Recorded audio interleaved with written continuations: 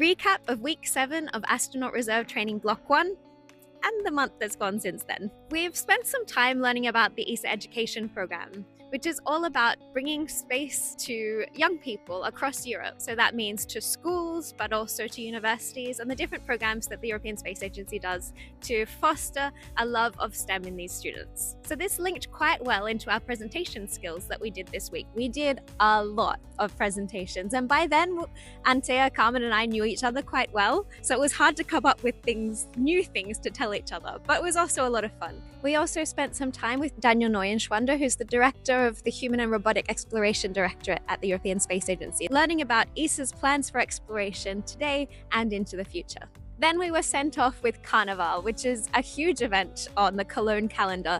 Everybody gets dressed up and you have a big party, which was a wonderful way to end our time in Cologne. We made our way back home, in my case, taking the train, the Eurostar, back to Oxfordshire, where I am now. I'm here on Harwell campus in Oxfordshire. This is the headquarters of the UK Space Agency. Here on campus, we also have the European Centre for Space Applications and Telecommunications, which is the European Space Agency office in the UK. There are also many space businesses, over 100 of them here on campus, so it's a really vibrant place to work.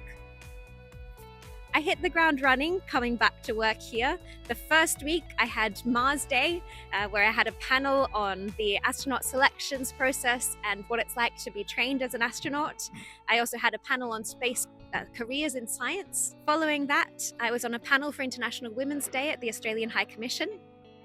Next up, there was Spacecom Expo, which is a really big event on the UK space industry calendar. I had a panel on the future of space stations and another one on women in aerospace. And I did quite a lot of media for the return of Butch and Sunny from the International Space Station and also the Fram2 mission. Last but not least, there's the Aqualunar Challenge, which is a joint project between the Canadian Space Agency and the UK Space Agency, where I'm the chair of the judging panel in the UK track. We launched the Aqualunar Challenge last year, and it's a call for innovators to come up with ways to purify water on the surface of the moon. We had our judging day, which was really difficult because there was a huge amount of creativity and innovation from all the teams, but we came up with our 3 winners and we were finally able to present that at Canada House. So we're all back home now. Block 1 is complete. We're waiting to start Block 2 later in the year. That will have sea survival training and a lot of aerospace engineering courses.